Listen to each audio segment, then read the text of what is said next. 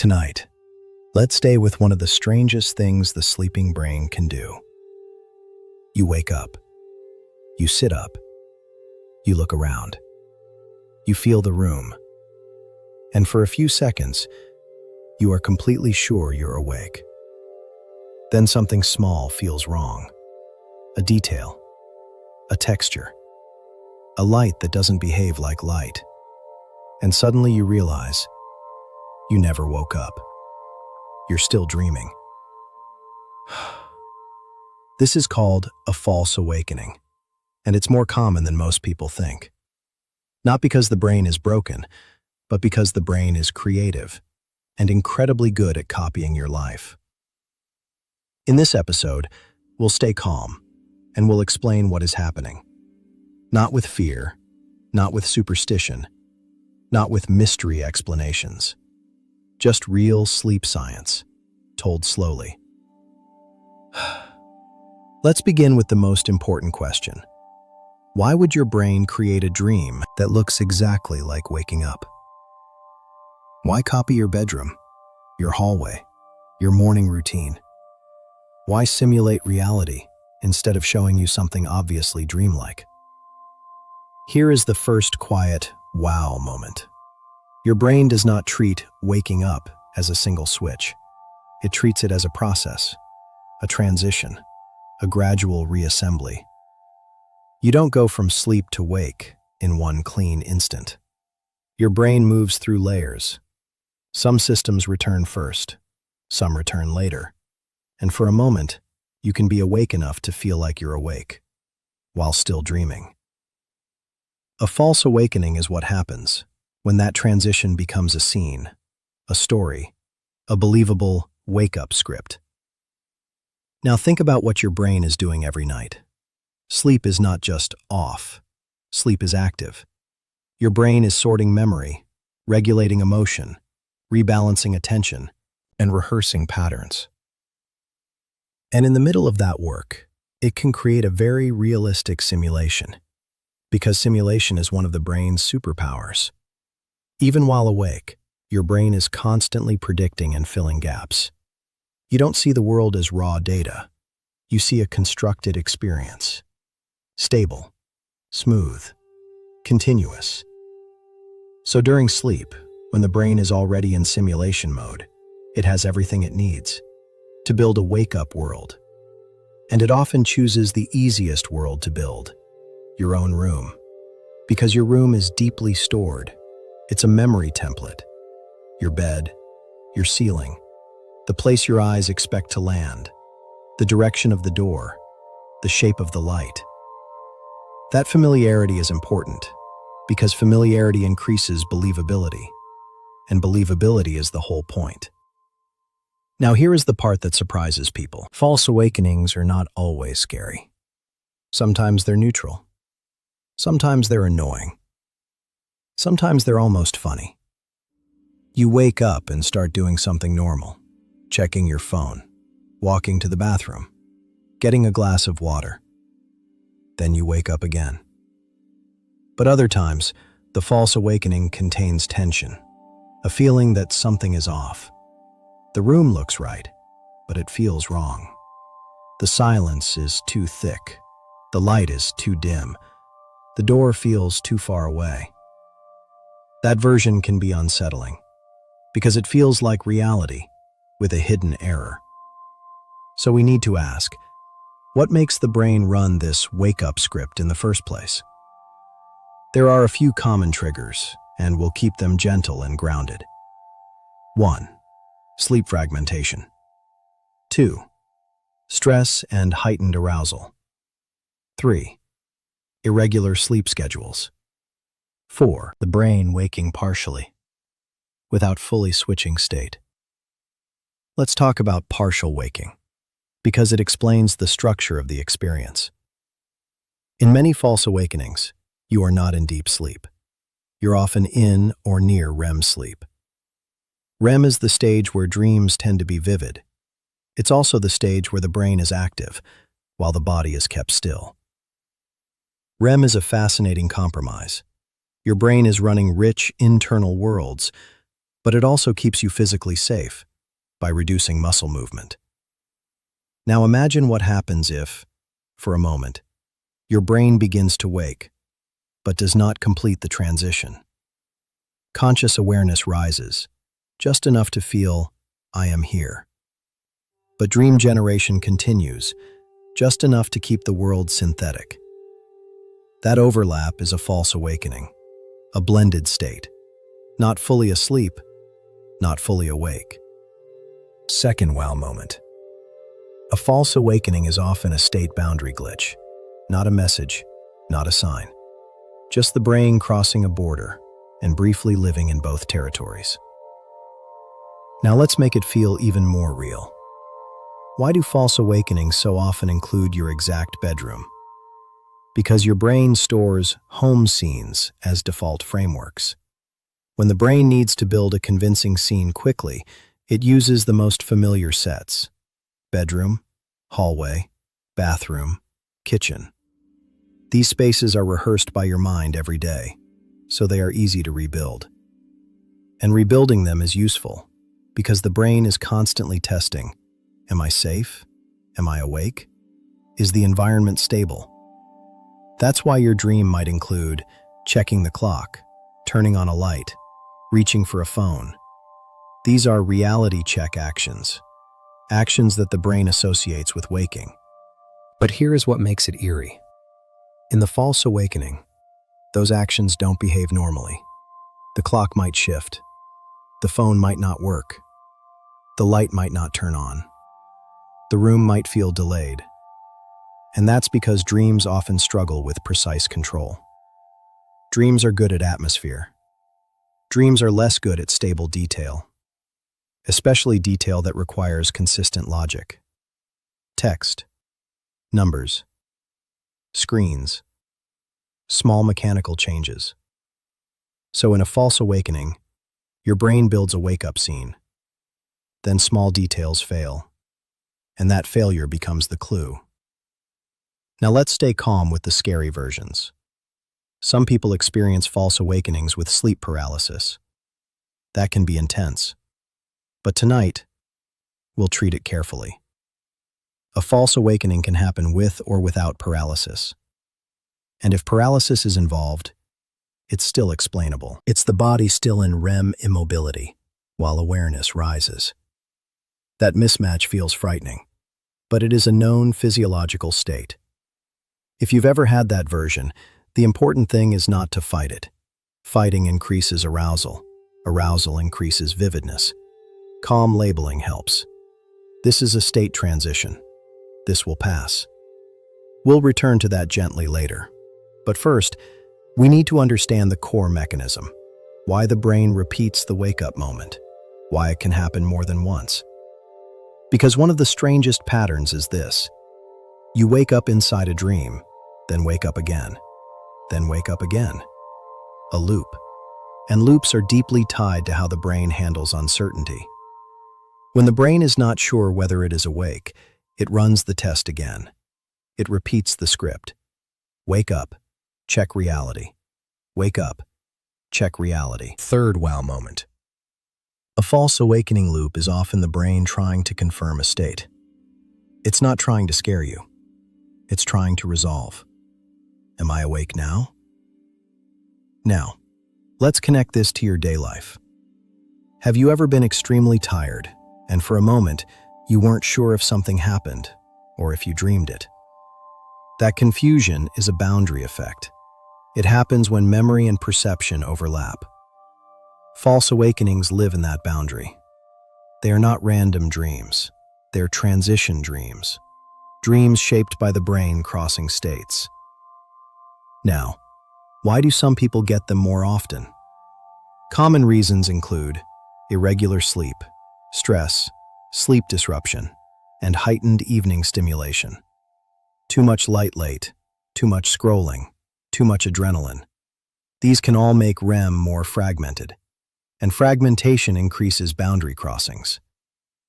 But here's the calm part. Even if it happens, it doesn't mean something is wrong with you. It can simply mean your brain is active and your sleep is not perfectly smooth. Now, what should the listener do with this information? Nothing extreme.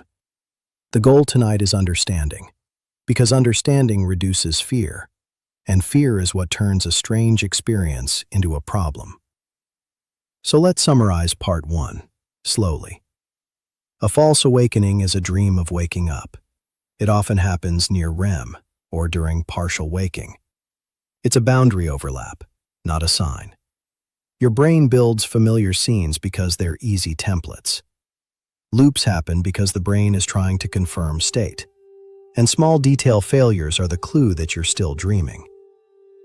In part 2, we'll go deeper into the brain mechanics. Why dreams can feel so real. What REM is doing. Why the bedroom is the brain's favorite set. And we'll explain the off feeling. Why the scene looks correct, but your body senses something wrong. Then in part 3, we'll close gently. We'll talk about how to respond calmly. Simple reality checks that don't create panic, and how to reduce the chances over time without obsessing. For now, let the idea settle. Your brain is not tricking you. It's transitioning. And sometimes, a transition becomes a dream. Now we go deeper, but we keep it simple and calm. Because the question is not only, why does it happen? The deeper question is, how can a dream feel so real that you believe you're awake? To understand that, we need to talk about what the brain is like during REM sleep. REM is the stage where dreams often become vivid, emotional, cinematic. But REM is also a very specific brain state, a state where some systems are highly active and other systems are quiet. Here is the first key. During REM, your brain can generate strong internal scenes without relying much on external input. Because the body is still and the outside world is partially gated, so the brain is running from inside. This is why dreams feel like a world, not like a thought. They have space, light, sound, distance, and atmosphere. Because the brain is not thinking about a room, it is building one. Second key. During REM, the emotional system can be more active, while the logical checking system is quieter. So the dream can feel convincing, even if it contains impossible details. You accept it, because the "is this realistic" filter is not fully engaged. Now, a false awakening is special, because it's not a random dream scene. It is a dream scene that imitates waking life, and your bedroom is the easiest place to imitate, because it's the most rehearsed set your brain has. Your brain has walked that room 1,000 times, in low light, half asleep, in the middle of the night. So it can rebuild it with very little effort. And now we reach the heart of it. A false awakening often begins when your brain starts rising toward wakefulness, not fully, but enough to activate the wake-up script. Sit up, look around, check the time, reach for the phone. These are deeply trained behaviors, so the brain runs them, even before the system is fully awake. It's like muscle memory, but for waking. Now, why does the scene often feel off? That is one of the most recognizable parts. The room looks correct, but your body senses a subtle wrongness. This can happen for a few reasons. 1. Dream physics. Dreams are excellent at atmosphere and weak at stable detail, especially with text, numbers, screens, precise mechanics. So the scene looks real until you ask it to behave like reality, and then it slips. 2. Sensory mismatch.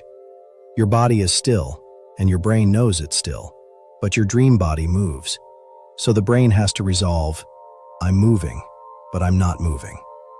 That conflict can create the eerie feeling, like something is not lining up. 3. Partial awareness.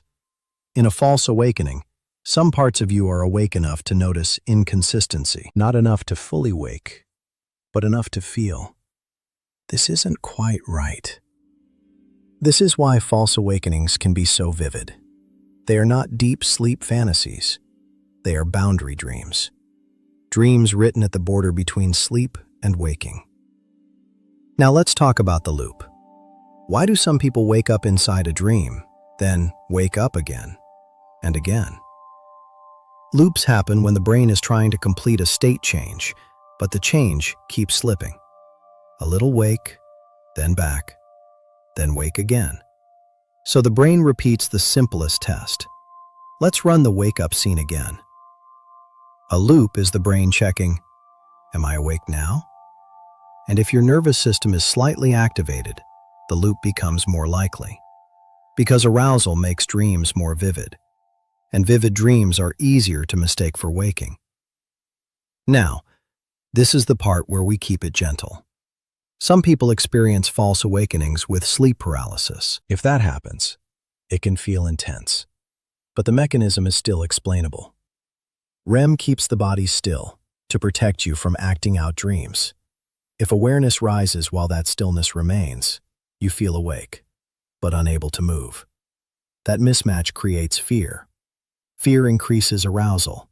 Arousal increases vividness, and the loop can intensify. So if you've ever had that, the calming move is not to fight. The calming move is to label. This is a REM transition. This will pass. And then soften the breath. Slow breathing tells the nervous system, we are safe. Now, part 3 is where we finish the episode, because understanding is good, but a gentle response is better. We'll end with exactly what to do if it happens, and how to reduce the chances without turning it into an obsession. Let's continue. Now we finish and make it calm. Because false awakenings can feel strange, but they don't have to feel scary. The brain is not trying to trap you, it's transitioning. So what should you do if you wake up and something feels off? First, don't rush. Rushing adds adrenaline. Adrenaline makes the dream sharper and increases the loop. Instead, do one gentle reality check. Not 10, not frantic, just one. The best reality check is simple. Look at a stable object and look again. A clock, a phone screen, a line of text. In dreams, these often shift. If they shift, you are dreaming. Second, if you realize you're still dreaming, don't force yourself to wake instantly. That struggle can create tension. Instead, choose calm control. You can say, okay, this is a dream. I can let it pass. Then do a small action that reduces arousal. Slow breathing or relaxing the shoulders. Or simply closing your eyes inside the dream. If sleep paralysis is involved, the rule is the same. Label, breathe, wait. The state passes. It always passes. And the calmer you stay, the faster it feels. Now, how do you reduce the chances over time? Gently, without perfection. Here are the most practical factors. 1. Reduce sleep fragmentation. Try to keep a consistent sleep window. Not strict, just steady. Your brain loves predictable timing. 2. Lower late-night stimulation. Bright light late, especially strong screen light, can disturb REM patterns. If you can, dim it. Not because screens are evil, but because state transitions become smoother when the nervous system is quieter. 3. Reduce fear of the experience. This sounds simple, but it matters most. If you fear false awakenings, your brain learns to scan for them. Scanning increases arousal. Arousal increases vivid dreams. So the fear becomes fuel. Understanding removes the fuel. 4. If you get loops often, try a gentle grounding habit before sleep. Not a ritual, just a signal. A few slow breaths, a calm sound, a stable routine. These tell the brain, sleep is safe. Transitions become smoother. Now, let's end with the calming perspective. False awakenings feel strange because they show you something true. Waking is not a switch. It's a process. And sometimes, the brain runs the waking script before it completes waking. So you get a dream that looks like waking. It's not supernatural. It's not a sign. It's a boundary effect. A normal brain doing normal brain things in a slightly unusual order. And if it happens to you, you don't have to panic. You can recognize it. This is a transition. This will pass, and then let the system settle. So tonight, if you remember one sentence, let it be this. A false awakening is not your brain failing. It's your brain crossing states. Good night, and thank you for staying curious. Now we finish and make it calm. Because false awakenings can feel strange, but they don't have to feel scary. The brain is not trying to trap you. It's transitioning. So what should you do if you wake up and something feels off? First, don't rush. Rushing adds adrenaline. Adrenaline makes the dream sharper and increases the loop. Instead, do one gentle reality check. Not 10, not frantic, just one. The best reality check is simple. Look at a stable object and look again. A clock, a phone screen, a line of text. In dreams, these often shift. If they shift, you are dreaming. Second, if you realize you're still dreaming, don't force yourself to wake instantly. That struggle can create tension. Instead, choose calm control. You can say, "Okay, this is a dream. I can let it pass." Then do a small action that reduces arousal. Slow breathing or relaxing the shoulders.